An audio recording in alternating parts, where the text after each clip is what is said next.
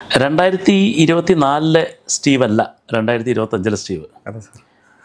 ഒരുപാട് മാറ്റങ്ങൾ വളരെ കുറഞ്ഞ സമയത്തിനുള്ളിൽ ചെയ്തെടുക്കുന്നത് ഞാൻ കണ്ടു.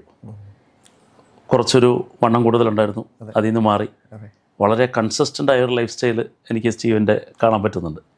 എന്താണ് സ്റ്റീവ്, എന്ത് മൈൻഡ് സെറ്റാണ് സ്റ്റീവിനെ പെട്ടെന്ന് ഈ ഒരു ട്രാൻസ്ഫോർമേഷനിലേക്ക് കൊണ്ടുവന്നത്? സാറ് അങ്ങനെ ചോദിക്കുവാണെങ്കിൽ ഞാൻ ഈ ഒരു സോഷ്യൽ മീഡിയയിലേക്ക് ഞാൻ വന്നിട്ട് ഒരു 2018 അവസാനമൊക്കെ ആയപ്പോൾ തൊട്ട് ഞാൻ ഇങ്ങനെ ടിക്ടോക്കിന് മുമ്പ് നമുക്ക് മ്യൂസിക്കലി എന്ന് പറയുന്ന ഒരു ആപ്പ് ഉണ്ടായിരുന്നു. ഞാൻ ആ ആപ്പിനകത്ത് വീഡിയോ അപ്ലോഡ് ചെയ്യും, പക്ഷേ ഞാൻ പോസ്റ്റ് ചെയ്തില്ലായിരുന്നു. ജസ്റ്റ് വീഡിയോസ് കാണാൻ വേണ്ടിയും ജസ്റ്റ് ഫ്രണ്ട്സിനൊക്കെ ഇങ്ങനെ അയച്ചു കൊടുക്കും, കൊള്ളാമോ എന്ന് ഒരു ആഗ്രഹം കൊണ്ട്. അപ്പോൾ ഞാൻ ആ ആപ്പ് അങ്ങനെ ഒന്ന് യൂസ് ചെയ്യാതെ അത് കഴിഞ്ഞിട്ട് ഞാൻ ടിക്ടോക്ക് എന്ന് പറയുന്ന ആപ്പ് വന്നു. അപ്പോൾ അതിനകത്ത് ഇങ്ങനെ വീഡിയോസ് ഇട്ട് എനിക്ക് ചിക്കൻ ബോക്സ് പിടിച്ചിരിക്കുന്ന സമയത്താണ് ഞാൻ ഈ ടിക്ടോക്ക് യൂസ് ചെയ്യുന്നത്. എന്ന് വെച്ച് കഴിഞ്ഞാൽ റൂമിൽ തന്നെ ഇരിക്കുക, വെളിയിലോട്ട് ഇറങ്ങുന്നില്ല. അന്ന് ടിക്ടോക്ക് ലീഗലൈസ് ആയിരുന്നു. ടിക്ടോക്ക് ഉണ്ട്, അത് തന്നെ നമ്മുടെ നാട്ടിൽ ഇന്ത്യ ലീഗലാണ്. അപ്പം എൻ്റെ റൂമിൽ തന്നെയാണ്, പുറത്തോട്ടൊന്നും അങ്ങനെ ഇറങ്ങുന്നില്ല, ഫോൺ തന്നെ യൂസ് ചെയ്യുക. അന്ന് പബ്ജി ഒന്നുമില്ല.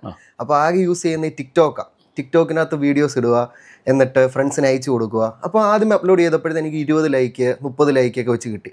അപ്പോൾ എനിക്ക് മനസ്സിലായി ഇതിങ്ങനെ ഇട്ട് കഴിഞ്ഞാൽ ആൾക്കാരിലേക്ക് കാണും, കുറച്ചുകൂടെ എത്തും. അങ്ങനെ എൻ്റെ ഓരോ വീഡിയോസ് ഒരു 10 ദിവസം റൂമിൽ ഇരുന്നപ്പോൾ തന്നെ 7-8ാമത്തെ ദിവസമൊക്കെ ആയപ്പോഴത്തേന് എനിക്ക് 1000-1500 ലൈക്കൊക്കെ വെച്ച് എനിക്ക് അന്ന് ടിക്ടോക്കിൽ നിന്ന് കിട്ടിയായിരുന്നു. അന്ന് ഇത്രയില്ല, ഇൻഫ്ലുവൻസർ അങ്ങനെ ഒരു സെഗ്മെൻ്റ് അല്ല. തുടക്കം ഞാൻ പറയാം. അപ്പം വീഡിയോസ് അങ്ങനെ അപ്ലോഡ് ചെയ്യുന്നു ടിക്ടോക്കിൽ.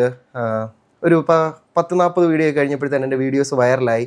യൂട്യൂബിനകത്തൊക്കെ വന്നു തുടങ്ങി. ഫസ്റ്റ് വന്നത് ചിരിമോൻ്റെ വീഡിയോ വരുന്നെന്നൊക്കെ പറഞ്ഞാൽ വേറെ ആൾക്കാർ പറഞ്ഞു തുടങ്ങിയത്. പിന്നെ കൂട്ടുകാരോട് പറഞ്ഞു തുടങ്ങി, ഈ സ്റ്റീവ് എന്ന് പറയുന്ന എൻ്റെ വീടിൻ്റെ അടുത്തല്ലേ, അവനെ ഇങ്ങനെ കാണുന്നുണ്ടല്ലോ, അങ്ങനെയൊക്കെ പറഞ്ഞു തുടങ്ങി. പക്ഷെ ആദ്യമായിട്ട് എന്നെ തിരിച്ചറിയുന്നത് റാന്നി ഒരു സ്കൂളിൽ ചെന്ന് കലോത്സവത്തിന് പോവാ ഞാൻ. അപ്പൊ അന്ന് പോയപ്പോഴത്തേന് പിള്ളേരൊക്കെ വന്ന് എൻ്റെ കൂടെ സെൽഫി എടുക്കുന്നു. അപ്പം മനസ്സിലായി പുറത്തോട്ട് ഇറങ്ങി തുടങ്ങി. അന്ന് കഴിഞ്ഞിട്ടാണ് എനിക്ക് നൈറ്റ് വന്നപ്പോഴാണ് എനിക്ക് ആക്സിഡന്റും പറ്റുന്നത്.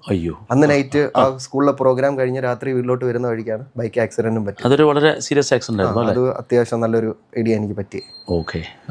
അതങ്ങനെ കഴിഞ്ഞ് വന്നപ്പോഴാണ് ടിക്ടോക്ക് ആ ഒരു തലം ഇങ്ങനെ വന്നു. അവിടുന്ന് വന്ന് അത്യാവശ്യം ആൾക്കാരിലൊക്കെ അറിഞ്ഞു തുടങ്ങി. കേരളത്തിൽ നിന്ന് പുറത്ത് എൻ്റെ വീഡിയോ പോകാൻ തുടങ്ങി. തമിഴ്നാട്ടിലോട്ടോ ആന്ധ്ര കർണാടകയിലൊക്കെ ആൾക്കാരൊക്കെ എന്നെ ശ്രദ്ധിക്കാൻ തുടങ്ങി. അതെനിക്കൊരു പ്ലസ് പോയിന്റാണ്. കാരണം നമ്മുടെ കേരളം മാത്രമല്ല എന്നെ സപ്പോർട്ട് ചെയ്യുന്നത്, പുറത്തുള്ള സ്റ്റേറ്റുകളിൽ നിന്നും കൂടുതൽ സപ്പോർട്ട് എനിക്ക് അവരാണ് തരുന്നത്. അപ്പം അത്രയും ഒരു രീതി വന്നപ്പോഴാണ് എനിക്കിടയിൽ ഒരു വീഴ്ച പറ്റി ഞാൻ ഡൗൺ ആയിപ്പോയത്. ആ ഡൗൺ ആയിട്ട് ഇരുന്നപ്പോഴാണ് നമുക്ക് പറ്റുന്നത് മുമ്പോട്ട് പോകണമല്ലോ എന്നൊരു ചിന്ത ദൈവം അല്ലെ നമ്മളായിട്ട് ഉണർന്ന അപ്പോഴാണ്. അങ്ങനെ ഞാൻ എണീറ്റേ സാർ. പിന്നെ 2025 തിരിച്ചെടുത്ത ദൈവമായിട്ട് ഒരു സഹായം ചെയ്തു, അതെനിക്ക് മനസ്സിലായി. അപ്പോൾ വേറൊരു ചോദ്യം ഞാൻ ചോദിച്ചോട്ടെ. അപ്പോൾ എന്തായാലും ഒരു മനുഷ്യൻ്റെ കയ്യും അതിൻ്റെ പുറയിലുണ്ടാവും. അത് വീട്ടുകാരാവാം, ബന്ധക്കാരാവാം, സുഹൃത്തുക്കളാവാം, ഗേൾ ഫ്രണ്ട്സ് ആവാം. സ്റ്റീവിന് ഗേൾ ഫ്രണ്ട് ഉണ്ടോ? ഇല്ല. ഓക്കെ, എന്നാലും ഞാനത് വിശ്വസിക്കുന്നു. അപ്പോൾ ഇതിലേതാണ് സ്റ്റീവിനെ ഏറ്റവും കൂടുതൽ സ്വാധീനിച്ചത്? അതോ എല്ലാവരും ഒരുപോലെ സ്വാധീനിച്ചാണോ ഈ സ്റ്റീവിൻ്റെ ഒരു? എനിക്ക് എൻ്റെ ഫാമിലി ഭയങ്കര സപ്പോർട്ടാണ് സാർ. തുടക്കം തൊട്ടേ അച്ഛനായാലും അമ്മയായാലും സിസ്റ്ററായാലും എൻ്റെ ബന്ധുക്കാർ, അച്ഛൻ്റെ ബന്ധുക്കാർ, അമ്മയുടെ ബന്ധുക്കാരും എല്ലാം, അതിനുപരി എൻ്റെ കൂട്ടുകാർ, അവർക്കറിയാം എൻ്റെ ഒരു ഫ്രെയിം ആണെങ്കിലും എന്തൊരു കാര്യമാണെങ്കിലും അവർ ഇപ്പോൾ ഒരു സ്ഥലത്ത് ഞങ്ങൾ പോകുകയാണെങ്കിലും ഇങ്ങോട്ട് പറയടാ വീഡിയോ എടുക്കുക, അവിടെ കൊള്ളാം, അല്ലെ എനിക്ക് വിളിച്ചു തരും, എന്നോട് പറയും. എനിക്കിങ്ങനെ ക്യാമറമാനായിട്ട് ആളില്ല, എൻ്റെ ഫ്രണ്ട്സ് തന്നെയാണ് എൻ്റെ ക്യാമറയും എല്ലാവരും. മീൻസ് എല്ലാവർക്കും അറിയാം എൻ്റെ ആംഗിളും അല്ലെങ്കിൽ എങ്ങനെ എടുക്കണം എന്നുള്ളൊരു സംഭവം എൻ്റെ കൂട്ടുകാർക്ക് തന്നെ അറിയാം. നമ്മുടെ ഈ ഒരു മൈൻഡ് സെറ്റ് ഇല്ലേ, ഞാൻ പലപ്പോഴും ആലോചിക്കും. അതിപ്പോൾ സ്റ്റീവ് എന്ന് പറഞ്ഞ ഒരു മെഡിക്കൽ ബാക്ക്ഗ്രൗണ്ടിൽ നിന്ന് വന്ന ഒരാളല്ല, പക്ഷെ ഒരു ഭയങ്കര ഒരു സർവൈവൽ മൈൻഡ് സെറ്റ് ഉള്ള ഒരാൾക്ക് മാത്രമേ അങ്ങനെ തിരിച്ചു വരവ് പോസിബിൾ. പ്രത്യേകിച്ച് ഒരു അൺഹെൽത്തി ലൈഫ് സ്റ്റൈൽ സ്റ്റീവ് പറഞ്ഞിരുന്നല്ലോ.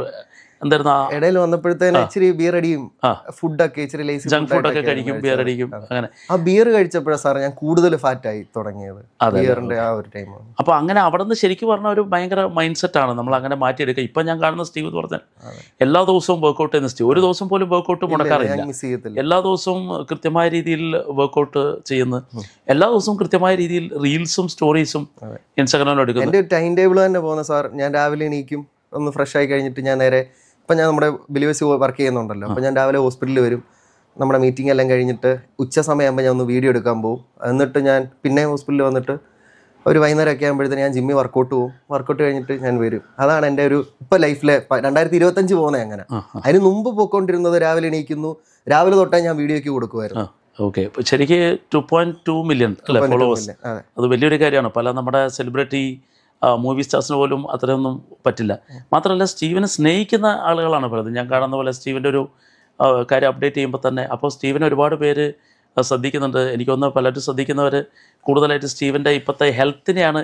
കാരണം സ്റ്റീവ് കൂടുതലായിട്ട് ഹെൽത്ത് റിലേറ്റഡ് വീഡിയോസാണ്. സ്റ്റീവിൻ്റെ വീഡിയോ കാണുമ്പോഴും പലതും ഹെൽത്ത് റിലേറ്റഡ് ആണ് വീഡിയോസ്. അപ്പോൾ അതെനിക്ക് തോന്നുന്നു പലർക്കും അത് ഭയങ്കര ബൂസ്റ്റാണ്.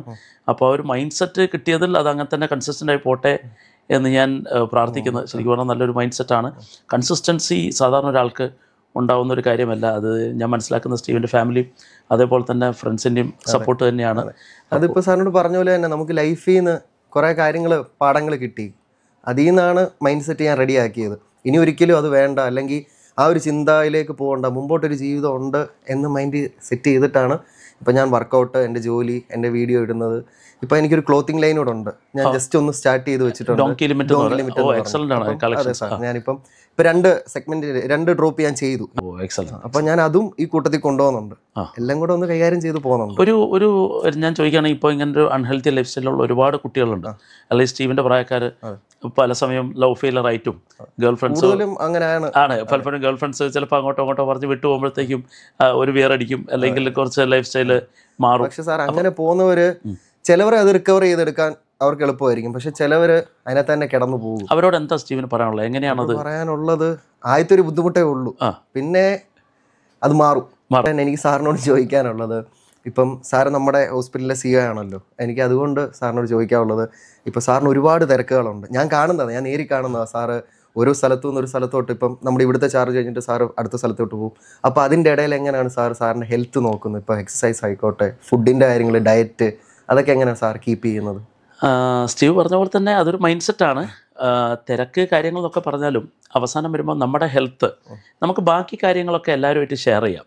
ഇപ്പം നമുക്കൊരു വിഷമം വരുമ്പോൾ നമ്മൾ പറയില്ലേ, ഒരു വിഷമം നമ്മുടെ അടുത്ത ഭാര്യയോടോ കുട്ടിയോടോ അല്ലെങ്കിൽ നമ്മുടെ സുഹൃത്തുക്കളോടോ ഷെയർ ചെയ്താൽ വിഷമം കുറയും എന്ന് പറയും. പക്ഷെ നേരെ മറിച്ച് നമ്മുടെ ശരീരത്തിനൊരു വേദന വന്നാൽ, അല്ലെങ്കിൽ നമ്മുടെ ഹെൽത്തിന്, ഇപ്പോൾ എനിക്കൊരു ഹാർട്ട് അറ്റാക്ക് വന്നാൽ എൻ്റെ ഭാര്യയോടോ കുട്ടിയോടോ അല്ലെങ്കിൽ എൻ്റെ അടുത്ത സുഹൃത്തിനോട് ഹാർട്ട് അറ്റാക്കിൻ്റെ പകുതി നീ ഒന്ന് എടുക്കുമോ എന്ന് ചോദിച്ചാൽ ആർക്കും അത് ചെയ്യാൻ പറ്റില്ല. എൻ്റെ വേദനയുടെ പകുതി നീ ഒന്ന് എടുക്കുക എന്ന് പറഞ്ഞാൽ നടക്കില്ല. വേദന ഞാൻ തന്നെ അനുഭവിക്കണം. അപ്പോൾ നമ്മൾ കൂടുതൽ പ്രായമാവുന്നതനുസരിച്ച് കൂടുതൽ ഹെൽത്ത് കോൺഷ്യസ് ആവുക എന്നുള്ളത് അതൊരു ചോയ്സ് അല്ല, അത് നിർബന്ധമായിട്ട് നമ്മൾ ചെയ്യേണ്ടതാണ്. പിന്നെ പറഞ്ഞാൽ കൂടുതൽ ദൂരങ്ങൾ യാത്ര ചെയ്യും, കൂടുതൽ സമയങ്ങൾ വർക്ക് ചെയ്യുന്നവർ കൂടുതൽ എക്സസൈസ് ചെയ്യാനുള്ള സമയം കണ്ടെത്തണം.